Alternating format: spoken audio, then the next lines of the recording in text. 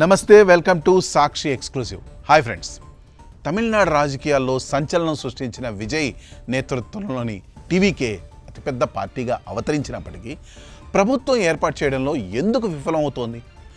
రాజకీయ అభిమన్యుడిగా అభివర్ణించబడుతున్న విజయ్ ముఖ్యమంత్రి పీఠానికి చేరువగా వెళ్ళి ఎక్కడ తప్పిదాలు చేస్తున్నారు? ఈ అంశాలపై ఓ ప్రత్యేక కథనం మీకోసం. తమిళనాడు శాసనసభ ఎన్నికల ఫలితాల అనంతరం అత్యధిక స్థానాలు గెలుచుకున్న పార్టీగా టీవీకే నిలిచింది. ప్రజాభిమానం మెండుగా ఉన్నప్పటికీ సాంకేతిక వ్యూహాత్మక లోపాల వల్ల విజయ్ ఈ అవకాశాన్ని చేజార్చుకున్నట్లు కనిపిస్తోంది. దీనికి ప్రధాన కారణం ఆయన తీసుకున్న కొన్ని అనాలోచిత నిర్ణయాలేనని రాజకీయ విశ్లేషకులు భావిస్తున్నారు. ఓసారి విజయ్ చేసిన పొరపాట్లేమిటో పూర్తిగా చూద్దాం. మొదటిది, గవర్నర్ అపాయింట్మెంట్లో వ్యూహాత్మక తప్పిదం లేక జాప్యం అనుకోవచ్చు. ఎన్నికల ఫలితాలు వెలువడగానే అతిపెద్ద పార్టీ నాయకుడిగా విజయ్ తక్షణమే గవర్నర్ని కలిసి ప్రభుత్వం ఏర్పాటుకు సంసిద్ధత వ్యక్తం చేయాల్సి ఉంది. కానీ ఆ ప్రక్రియలో జరిగిన జాప్యం ప్రత్యర్థి పార్టీలకు వ్యూహరచన చేసే సమయాన్ని ఇచ్చింది.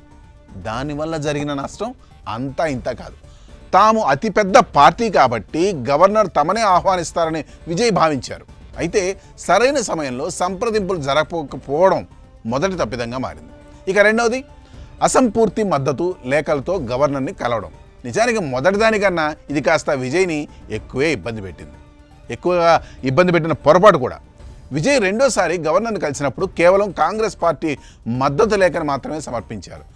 ప్రభుత్వం ఏర్పాటుకు అవసరమైన సంపూర్ణ మెజారిటీ అంటే మ్యాజిక్ ఫిగర్కి కావాల్సిన ఇతర పార్టీల వ్రాతపూర్వక మద్దతు లేఖలు ఆయన వద్ద లేవు. దానికి స్పందనగా కేవలం ఒక్క పార్టీ మద్దతుతో మ్యాజిక్ ఫిగర్ రాదని స్పష్టమవడంతో రాజ్యాంగబద్ధంగా గవర్నర్ ఆ అభ్యర్థనను తిరస్కరించే అవకాశం ఏర్పడింది. రాజకీయాల్లో మద్దతు అనేది కేవలం మాటల ద్వారా కాకుండా వ్రాతపూర్వక పత్రాల ద్వారానే నిరూపించుకోవాలన్న ప్రాథమిక సూత్రాన్ని ఇక్కడ విజయ్ విస్మరించడం జరిగింది. ఇక మూడవది, పొత్తుల సమీకరణలో స్పష్టత లేకపోవడం. కాంగ్రెస్ మద్దతు ఇస్తుందనే వార్తలు మీడియాలో వచ్చినప్పటికీ ఇతర మిత్రపక్షాల నుండి వ్రాతపూర్వక హామీలను విజయ్ సేకరించలేకపోయారు. మెజారిటీకి సరిపడా బలం లేనప్పుడు హడావిడిగా గవర్నర్ను కలవడం వల్ల పరువు ప్రతిష్టలు దెబ్బతినడమే కాకుండా ప్రత్యర్థులకు బలం చేకూర్చినట్లయింది. ఇప్పుడు ఇదే విషయంలో రాజకీయ విశ్లేషకుల అభిప్రాయాలు ఓసారి చూద్దాం. విజయ్ ఏం చేసి ఉండాల్సింది అంటే రాజకీయ చదరంగంలో ఎత్తుకు పై ఎత్తులు వేయడంలో విజయ్ అనుభవం లేమి ఇక్కడ స్పష్టంగా కనిపిస్తుంది. ఒకవేళ ఆయన కొన్ని జాగ్రత్తలు తీసుకుంటే ఫలితం మరోలా ఉండేదేమో. వాటిలో విజయ్ మెజారిటీ సాధించలేమని తెలిసినప్పుడు గవర్నర్ని కలవకుండా వేచి చూసే ధోరణి అవలంబించి ఉండాల్సింది. అప్పుడు అతిపెద్ద పార్టీగా ఉన్న టీవీకేని ప్రభుత్వం ఏర్పాటు చేయమని కోరడం మినహా గవర్నర్కు మరో ప్రత్యామ్నాయం ఉండేది కాదు. దాంతో ఇతర పార్టీలైన డిఎంకే లేదా ఏఐడిఎంకే కంటే ఎక్కువ సీట్లు సాధించిన క్రమంలో గవర్నర్ ఆహ్వానం కోసం వేచి చూస్తే రాజ్యాంగపరంగా విజయ్కే ప్రాధాన్యత దక్కేది.